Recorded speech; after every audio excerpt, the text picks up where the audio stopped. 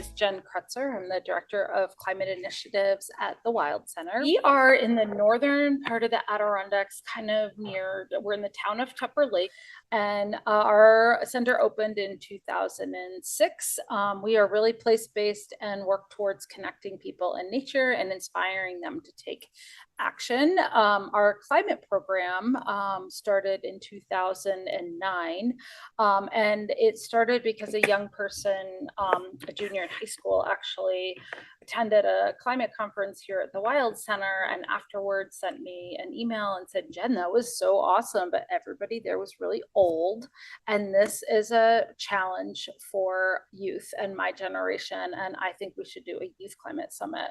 So I was like, that's a great idea, but I don't know anything about that, and so you have to help me, like I can't do this by myself. And he's like, awesome. And so we brought together teachers, students, community members, and Wild Center staff to start building out this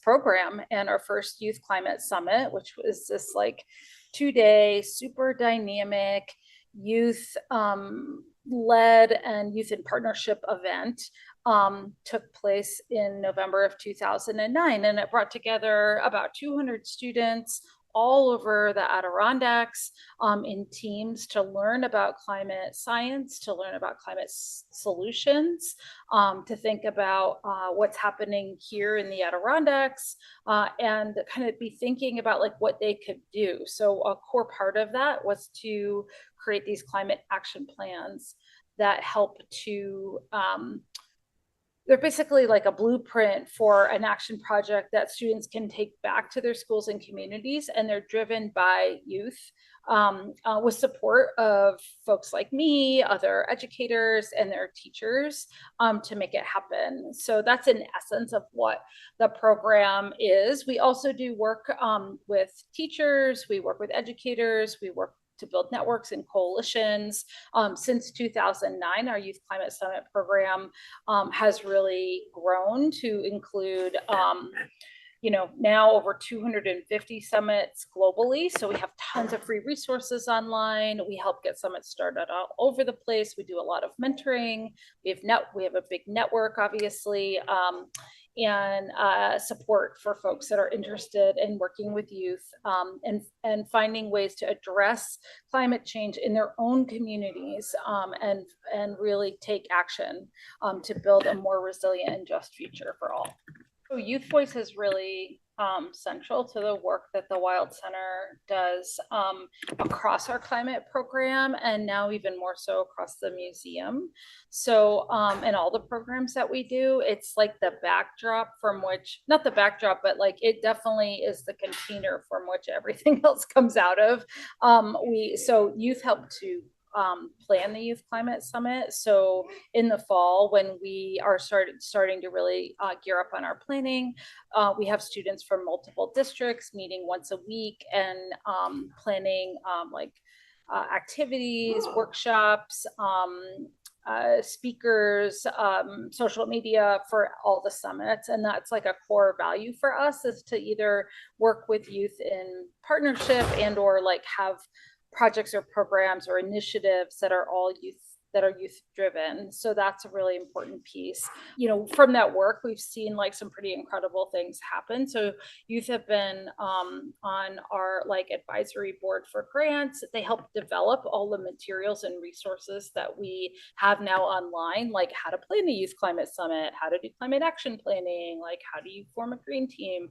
So we try to embed youth in all of the feedback that we do, which is super important, and all the work that we do. We try to really make sure that to provide lots of leadership opportunities. So even though the content matter is climate focused, which is something young people really care about, there is also this whole side of it that is around positive youth development and youth leadership, and what does youth leadership look like, and how is that how does that manifest itself for each individual young person that we're working with. So that leadership piece can be like building communication skills, building collaboration and problem solving and critical thinking, and all of those things that are needed to help move our society in a way forward in a way that is both youth centered and justice centered. So that's something that also comes into play quite a bit in the work that we do.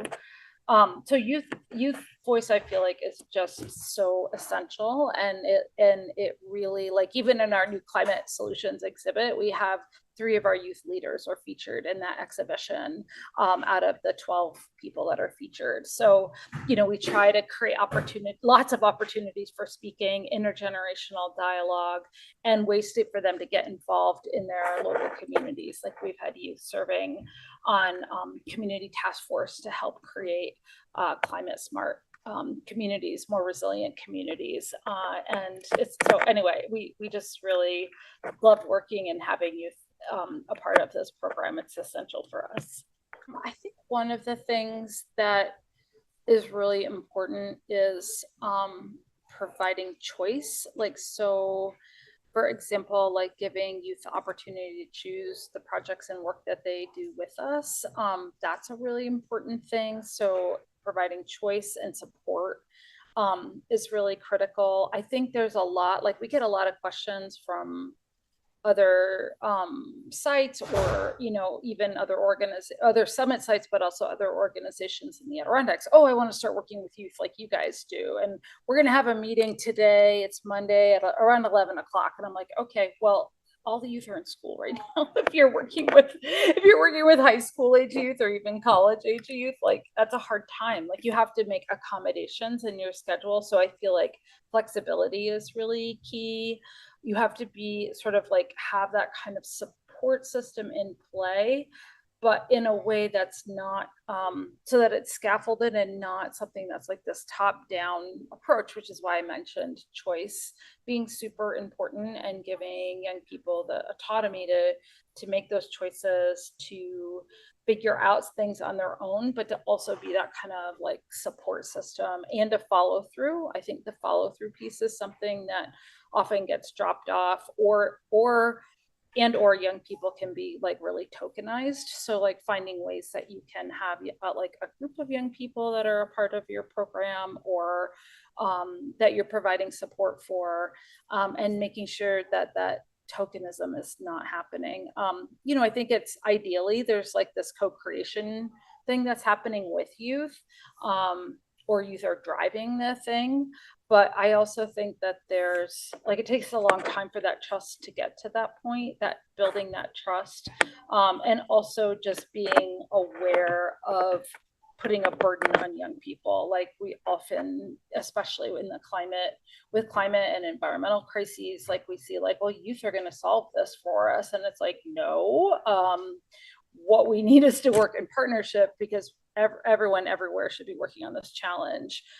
It's not left to one generation or one group of people. Like, we have to really step up and figure out what that means for us to be a voice and be an advocate for youth, to be at the table when decisions are being made about their future, their program, their initiatives. Like, it's important to provide that. So those are, I mean, those are a lot of different options, but those are some of the things that I think about. We also, it's really important to us that when we ask youth to do work for us, that we're compensating them for their time, or giving them, again, that choice. Like, some youth choose to get like credits from school for community service as opposed to getting paid, but giving them that choice of options. Like, how would you like to how would you like to be recognized for the work you're doing for us, and being really clear about that. But it does take some flexibility on the adult side. It takes some like being open. It also takes, I do think it's really helpful to have projects that have a beginning, middle, and an end, at least in the initial stages, because not being clear about expectations and work, they're just getting started in their work lives. Some young people don't need a lot of like support, you know what I mean? And they're like total initiative and self-starters and all that. But most of the time there has to be some kind of support that is helping them along and checking in with them and providing mentorship and coaching and all of those things. having young people in their planning team, like having young people informing how you're doing your program.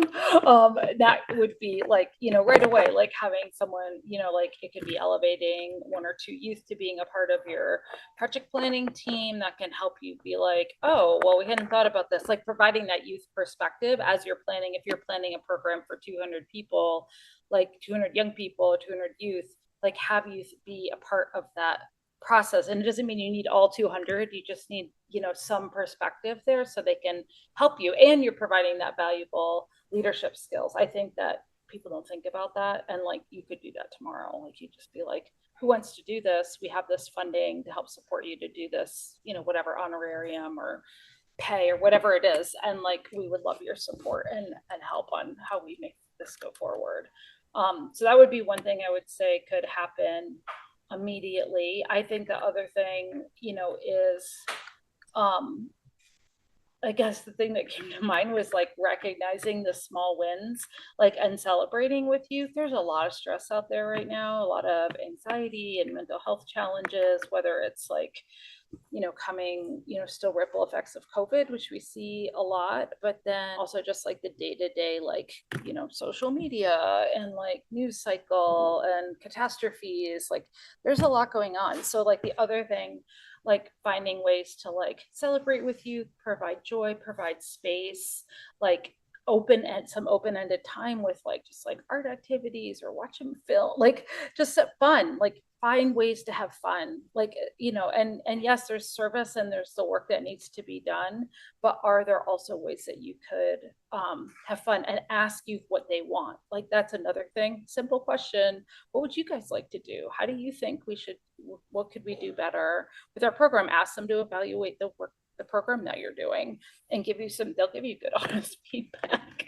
And then take it seriously and see who wants to help you make it better. Like those are some other ways that I think about, like what you could do immediately. Add fun and space and support. Ask them to ask, what do they think of the program that you're doing, get some honest feedback, and then include them in the planning process to help co-create programs for them.